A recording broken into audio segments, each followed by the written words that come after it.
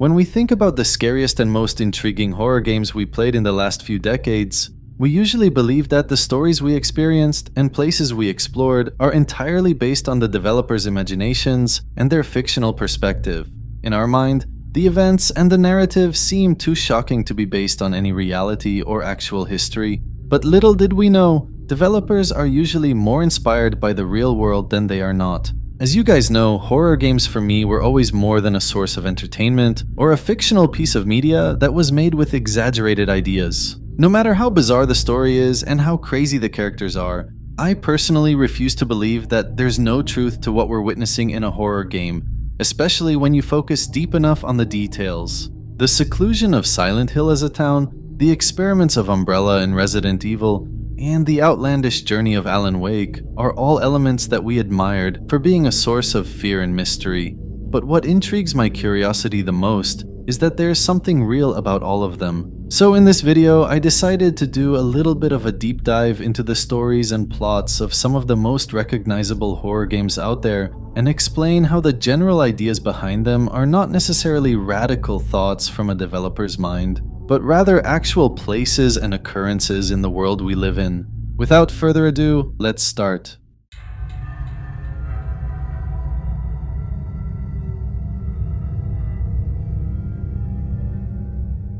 Resident Evil is arguably the oldest survival horror franchise in history, if we're talking about 3D games that remained relevant for decades, from the 1990s all the way to this very day in 2025. It was among the first experiences to popularize the concept of zombies in gaming and turn it into a terrifying story that people are really interested to learn about. The most iconic and recognizable element in this story is the general antagonist, which is none other than the Umbrella Corporation, a mysterious entity that started the whole mess. It's a powerful pharmaceutical and biotech company that produces medicine and consumer products in public, but secretly, it runs illegal biological weapon experiments to create viruses meant to be used as bioweapons to maintain military power. Eventually, they ended up producing the notorious T-virus as a biological weapon that they can use and sell, but their unethical experiments led to gruesome mutations, outbreaks, and mass casualties. The reason behind this is because the virus is extremely unstable, and instead of enhancing humans cleanly to create super soldiers, it actually reanimates dead cells and mutates living organisms, transforming humans into zombies. Furthermore, it spreads rapidly through contact, blood, or air. And this is why releasing infected individuals to the public is a biological catastrophe that ultimately leads to countless mutations beyond imagination. This is exactly what happened in Raccoon City, when infected rats entered the sewer and water system, and people began biting each other left and right, following the intentional release of the T-virus by a doctor in the corporation. I'm pretty sure most of you are familiar with what happens next, and the insane debacle that we go through in the various Resident Evil games as a result of what the Umbrella Corporation did.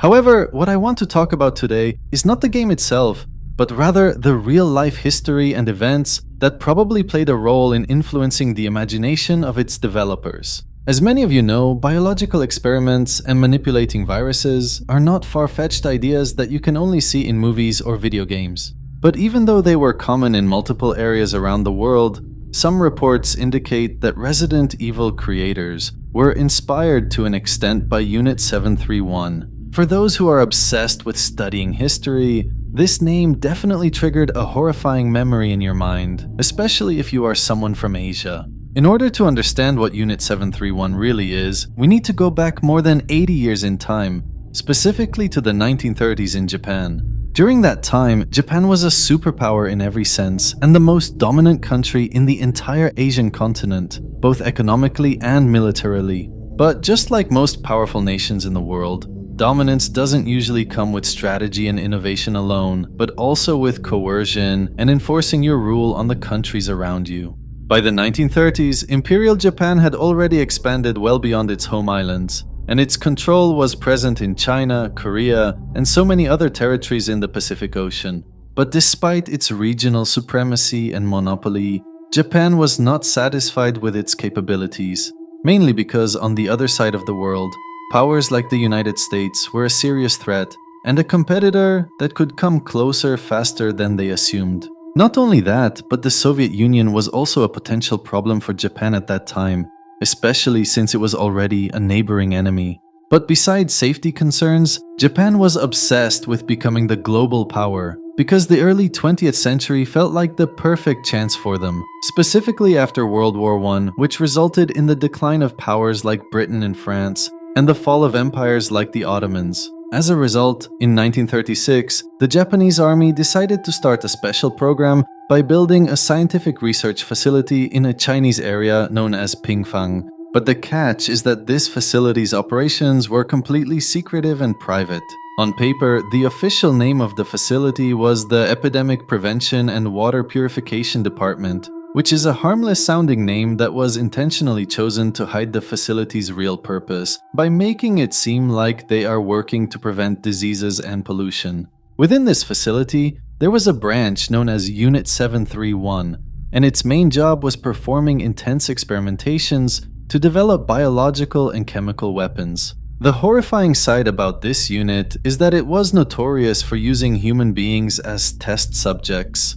And over the course of years, they carried out brutal human experimentation on thousands of people, mostly Chinese civilians, but also a number of Russians and Koreans. These experiments were incredibly ruthless, and they even included vivisection, which is the practice of cutting people open alive without anesthesia to study internal injuries and organ functions. Many prisoners were also injected with various diseases like anthrax, cholera, and typhus to see how much the human body can resist and how these diseases can be used as a weapon. At some point, they even used flamethrowers and toxic gases directly on people to examine their impact and see precisely how their bodies react. The most disgusting experiment was the one that involved female prisoners. Because believe it or not, many women were literally forced to become pregnant in order for scientists to study the transmission of viruses between the mother and her baby. They also wanted to analyze STDs and how diseases can be transferred among humans through intimate means. And I guess you understand what I mean. The Japanese authorities at that time referred to the test subjects as logs, and this was intended to dehumanize them and make it easier to see them as disposable creatures with no worth. Unit members forcing themselves on women and observing the aftermath was very common, to the extent that sometimes the women's bodies became distorted and damaged. And this was stated in testimony by an actual guard in the facility. According to modern estimates, more than 10,000 people died directly inside the facility, including men, women, and even the children who were used in particular experiments. The vast majority of casualties were Chinese men who were caught during their resistance against the Japanese colonization. These confrontations allowed Unit 731 members to raid villages and abduct farmers and young girls who were healthy. However, the scientists were not satisfied with the results that they had within the facility itself, which eventually led the Japanese army to go much more insane and intentionally release some of the infected people into Chinese cities so they would mix with the population. Besides that, they contaminated water supplies with diseases for no purpose other than to see how many casualties these diseases can cause when they are used as weapons. Sadly, these brutal tests on the public resulted in several outbreaks in multiple Chinese villages and cities, leading more than 100,000 people to die. And if you think that the brutality stops there, then let me mention that planes were also used to drop silent biological bombs on Chinese populations, which involved incredibly deadly bacteria like cholera and even bubonic plague. Some historians speculate that more than 200,000 people died during the campaign of Unit 731, making it one of the darkest chapters in medical history. It was also seen as a terrifying manifestation of science, in which research and medical experiments are intertwined with greed and geopolitical ambitions. But what makes it even worse is that the main people who were responsible for this tragedy never faced any punishment for their crimes. Because following Japan's defeat in World War II and the shutdown of Unit 731 in 1945, the United States decided to be sneaky and capitalize on its victory as much as it could. Subsequently, they granted immunity to all the doctors, scientists, and officers. and allowed them to escape justice in exchange for their research data on biological warfare. In other words, the American government saw Unit 731 as a valuable asset with immense benefit to their biological interests. Because just like Imperial Japan, both the United States and the Soviet Union were very obsessed with bioweapons and understanding how certain bacteria can be weaponized. So if we're being honest, my friends, the actual events and real-life practices that inspired developers to come up with organizations like Umbrella are literally much more horrifying than the game itself. The similarities between Unit 731 and Umbrella are too obvious to ignore. They were both founded on the basis of exploitation and disregard for human life, while their shared goals were always power, profit, and using science to achieve dominance. Another interesting resemblance is how both entities pretended to be something they are not to deceive the public. Umbrella presented itself as a corporation for cosmetics, pharmaceuticals, and health foods to seem consumer-friendly, which is very close to how Unit 731 was portrayed as a peaceful force to protect people from water pollution and epidemics. And by the way, if we want to find someone who can be the embodiment of Albert Wesker in real life, it has to be Shiro Ishii, the insane mastermind behind all the spine-chilling crimes I mentioned earlier. This man was a genius microbiologist and a scientist who used his knowledge and intelligence for all the wrong reasons, leading him to be a terrifying figure in Japan's history and the memory of many Chinese people. The right.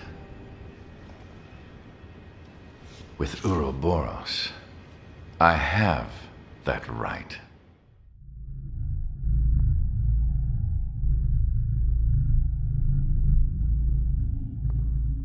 If you're watching this video right now because you love horror, then I have a feeling you already know what PT is and why it's seen by many people as the most iconic horror experience in the last 15 years. What made this game special is not the gameplay or mechanics, but actually the simplicity behind its concept and the idea that your enemy is the environment itself, specifically the house. The protagonist's identity is never explicitly revealed in the game, and we don't really know the overall story, but according to the clues in the house, the protagonist is a husband who murdered his wife and children in a moment of rage. So it's implied that this is the husband's house and he's exploring it. But for some reason, every time he goes through the hallways and reaches the other side, he finds himself in the same hallway again. As he progresses, the house becomes increasingly nightmarish, and you can hear bizarre sounds and see some hints that reference the protagonist's past and the crime he committed. For example, he can see a photo of his wife bleeding in the right eye, which is a reference to where he shot her when he killed her. At some point after entering the bathroom, he comes across an unborn baby crying in the sink, and this is meant to remind him that his wife was pregnant when he shot her, and he murdered his child with her.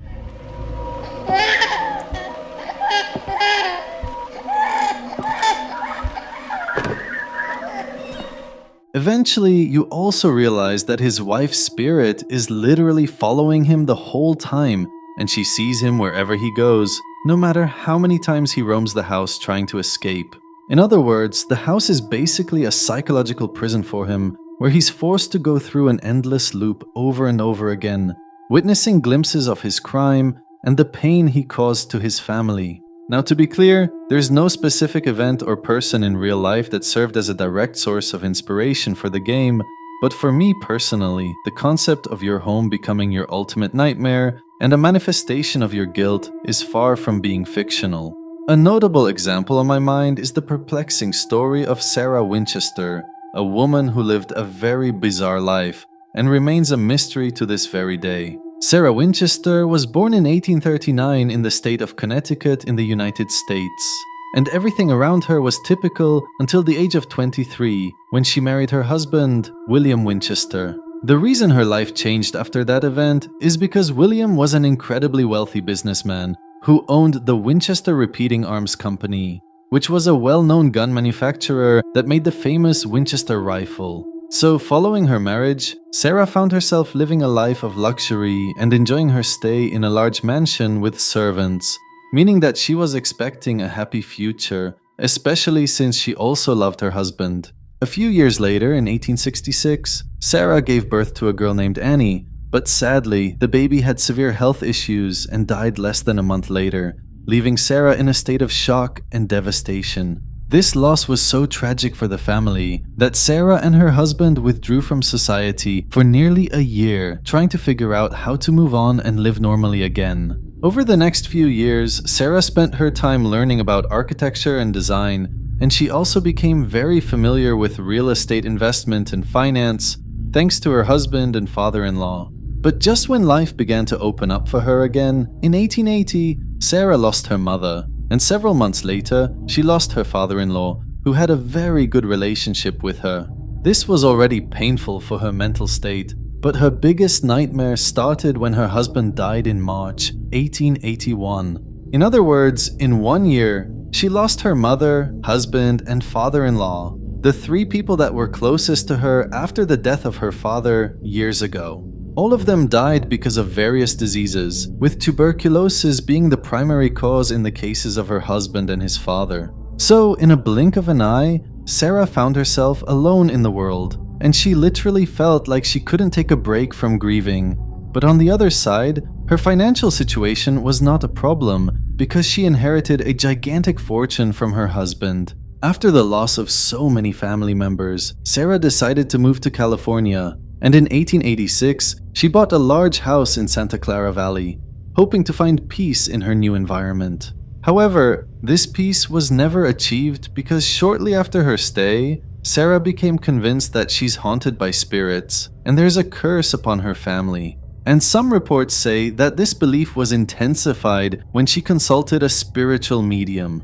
According to rumors, the medium told her that the spirits haunting her house are those of the people who were killed by the Winchester rifles, the weapons that her husband's company has been producing for decades. This was so serious for Sarah because Winchester rifles were not just regular weapons that everyday people bought or were used for casual activities. Instead, these rifles were used extensively in many wars worldwide, including the American Indian War, the Franco-German War, the Japanese invasion of Taiwan, and the list goes on and on. In fact, the company previously produced another rifle that was very common in the American Civil War, which is the deadliest war in American history that resulted in more than 600,000 deaths. So realistically, Winchester rifles were indeed killing machines that were not used for security or protection alone, but also in invasions and massacres. This horrifying idea led Sarah to be consumed with guilt and agony, believing that the curse might target the remaining members of her family. As a result, she requested the medium to give her advice, and he told her that the only way for her to survive the curse was to build a house that never stops construction. And by never, he literally meant never. Despite the insanity behind this advice, it is believed that Sarah took it very seriously, and this is why, from that moment, she began expanding the house that she bought in California in a way that will leave people stunned for decades to come. From the year 1886, Sarah hired dozens of construction workers to start building more structures on the land day and night, and she paid them very well to make sure that they would work hard and avoid any delays. The catch, however, is that Sarah did not invite any architects or designers, and this was intentional because she wanted to give her own instructions and be completely responsible for the building's process. This decision was consequential because Sarah's stress and her confusion led her to be very hesitant in her demands, often asking for something to be built in a certain area and then changing her mind. Over the years, Sarah made insanely baffling designs and directed the workers to build stuff that made no sense for them. But this was not a problem for her, because the point is that the construction process should continue no matter how the house ends up looking. This resulted in staircases leading to ceilings or nowhere, doors that open into walls, windows overlooking other rooms, hidden passageways, and even secret chambers that regular visitors can't even find. Simply put, the house became an actual maze, to the extent that the workers themselves had a hard time navigating it or finding the way out after finishing their work. And since Sarah was very superstitious, It is suggested that she made her decisions based on her belief that the spirits wanted the house to be that way, even if it meant that her own life inside it would become much more complicated. I said her life inside it because Sarah rarely left the house, and she spent her day walking through the looping corridors, supervising construction workers, and planning new additions. She used to wear black clothes all the time to highlight her grief and how serious she is. And she also had a special room where she held seances and met with spiritualists. And even though she had large gardens outside, she didn't love walking outdoors, and she preferred to stay inside where she could observe the constant building and remain hidden from the public eye. Believe it or not, Sarah literally spent decades this way, roaming her labyrinthine mansion every day, hoping to avoid the spirits, and watching the house grow more and more. After more than 30 years of constant work, the house had 160 rooms, 10,000 windows, 2,000 doors, 47 stairways, 13 bathrooms, and many more details that no visitor understood. So Sarah basically spent most of her life creating this gigantic house, as if her survival depended on it, and in a way, it somehow became both her prison and her sanctuary. Overall, the construction lasted for 36 years, from 1886 all the way to 1922, when she died during her sleep in her bedroom, putting an end to one of the craziest architecture stories in modern history. The mansion was eventually sold after Sarah's death, and it's currently a popular tourist attraction and a historic landmark in California. It became known as the Winchester Mystery House, and people who visit it need a guide or a map with them in order to explore it without getting lost. Sarah's exact motives remain a perplexing puzzle to this day, and even though we don't really know what her reasoning was for building this mansion, we can safely say that Sarah's bizarre dedication is proof that sometimes escaping your own home is not an option.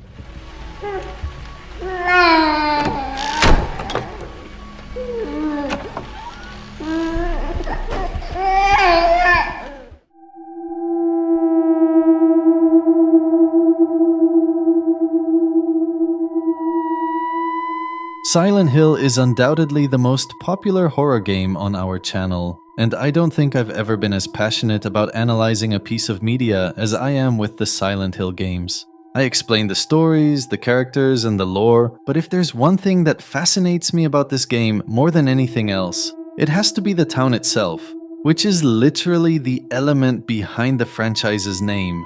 This is not surprising because if you think about it a little bit, the concept of ghost towns is insanely intriguing, not because it's a fictional notion from people's minds, but because it was always based on reality. To avoid any confusion, let me first make it clear that the sources of inspiration behind Silent Hill are various, and they include multiple movies and many novels, specifically the ones from Stephen King, such as The Mist. With that said, even though the developers refused to name a specific place as their primary influence for Silent Hill, they admitted that real-life locations around the world had a role in shaping their vision of what a town like Silent Hill should look like. So the real question is, what are ghost towns, and why is the word ghost the crucial part about them?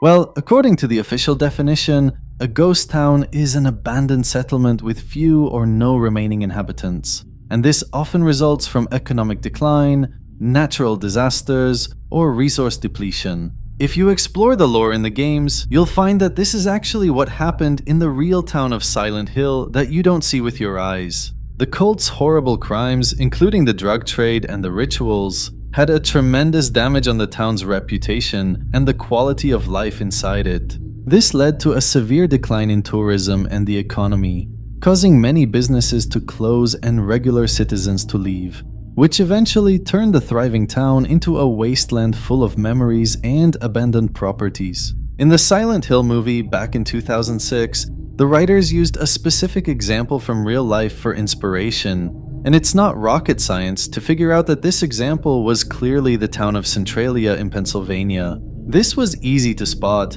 because the movie mentions a massive coal seam fire as the main reason behind the town's seclusion and emptiness, which is very similar to Centralia's terrifying story. Centralia was a thriving small coal town that had an impressive economy in the 19th and early 20th centuries. reaching a population of 3,000 people at its peak. It had hotels, shops, theaters, and banks, highlighting a normal life for both residents and visitors. However, in 1962, something truly shocking happened when a controlled burn of trash at the town landfill, which was situated in an abandoned strip mine pit, accidentally ignited a deep underground coal seam. This was a disaster because the anthracite coal veins beneath the town are vast and highly connected by a labyrinth of abandoned mine tunnels. So once the coal seam caught fire, it had an unlimited supply of fuel and enough oxygen to sustain a fire that is impossible to reach and extinguish using conventional methods. As time passed, the heat and the burning began to cause the ground to shift, buckle, and sometimes collapse, creating dangerous sinkholes where you can fall into an underground hell while you're walking casually. Furthermore, fissures and cracks in the ground release hot and poisonous gases into the air and sometimes into homes, meaning that you're basically surrounded by this hell wherever you go. Several years later, the ground was still on fire, and the residents began to learn how to live with it despite their dissatisfaction with the response from authorities. But in 1981, the government realized how dangerous the situation was when a 12-year-old boy nearly fell into a sudden, deep sinkhole. In 1983, authorities spent $42 million to help residents relocate voluntarily. And in the 1990s, they had no choice other than to force people to leave because the fire was not getting any better. Fast forward to the 2020s, and the once thriving town of 3,000 people now has only 5 people living within its borders. And believe it or not, these 5 people resisted the local authorities to stay. They were allowed to live in their houses, but they don't really own them, which means that once these 5 residents die, the population will literally become zero because the property's ownership will go back to the government. And by the way, many citizens in Centralia never trusted the government from the very beginning, mainly because the officials' response was very suspiciously weak and they didn't really care about people's problems in the town for years. This resulted in a huge conspiracy theory in which some people suggested that the government probably had a role in the fire in order to push people to leave and seize the land cheaply, but this was never confirmed. Regardless of any reasons, the houses where people lived for generations are nothing more than history now, and the entire place has become a graveyard for their memories. And even after all these decades, the fire is still raging beneath the ground, and no one knows if it will ever stop, keeping this town a source of horror and mystery to this very day. We may be able to tend the fire, get it out, and people will move back here. Because they'd come back next month if the fire were out and they had a chance. Your husband passed on and you're still living. I'm still here, hanging on. This is already scary enough, but if we jump to another horror franchise like Siren, we'll also find that there's a real-life place that inspired the fictional one. Similar to Silent Hill, Siren's story centers around a mysterious town that was once normal and full of life, but suddenly disappeared from existence due to a failed ritual by a local cult. In theory, it didn't fully disappear, but it became physically stuck in an alternate dimension in which different sections of the village have various timelines. Subsequently, the inhabitants lost their minds and became ruthless creatures known as Shibito, which are similar to zombies but much more intelligent and independent. According to the game's creator, Keiichiro Toyama, the town in the game is inspired by an actual place in Japan's history that went through a dark event and disappeared. The clues he provided were a clear reference to the town of Kamo in the Japanese city of Tsuyama, which went through a terrifying transformation decades ago. In 1938, there was a 21-year-old man named Mutsuo Toi who lived in this tiny rural town in Japan and was known for his loneliness, isolation, and inability to socialize with people. What made these problems much worse for him is that he had tuberculosis, and back in the day, this disease was very notorious for being deadly and contagious. So on many occasions, people in the town were avoiding Mutsuo Toi on purpose, refusing to talk with him or even sympathize with his condition. However, what really bothered him the most is that women and girls specifically were not responding to his approaches, and he had a hard time getting their attention. Even though people's behavior was mostly based on their fear of tuberculosis, in Mutsuotoi's eyes, women were refusing him, and neighbors were judging or mocking him to push him away. This belief inside him was getting worse every day, reaching the level of anger, hatred, and a powerful desire for revenge. On May 21st, 1938, Mutsuotoi lost his mind entirely and decided to do something that would leave the town and Japan in general absolutely traumatized. At 1 a.m. in the morning when everyone was sleeping, he woke up silently and cut the power lines to the village, plunging the whole place into darkness. After that, he grabbed an axe and went to his grandmother's room, and without any hesitation, he killed her in a ruthless way that resulted in separating her head from her body. Following this shocking event, he strapped 2 flashlights to his head so he could see in the dark and grabbed a shotgun, a katana sword, and a dagger, and began moving through the houses one by one. During the course of 2 hours, Mutsuotoi used his weapons to murder the residents in the town, and by the end of his spree of violence, 30 people were dead. Police didn't have a chance to arrest him because after his unbearable crime, he went to a secluded location nearby and put an end to his days in life.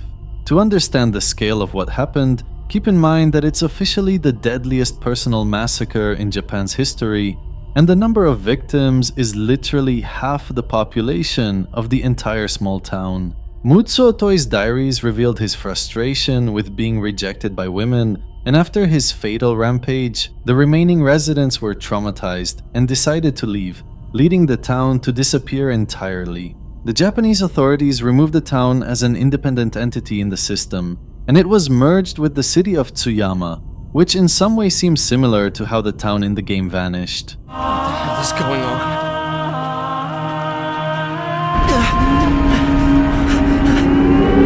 What's that?